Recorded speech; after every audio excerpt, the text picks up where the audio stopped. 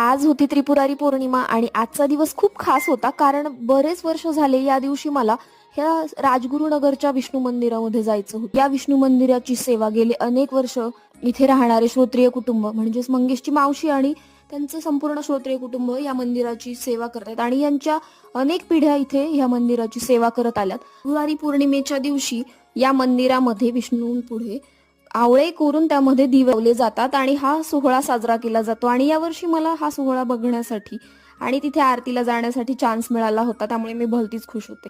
पूजा वगैरे झाल्यावरती बघितलं तर या मंदिरामधूनच हा पौर्णिमेचा चंद्र एवढा सुंदर दिसतो.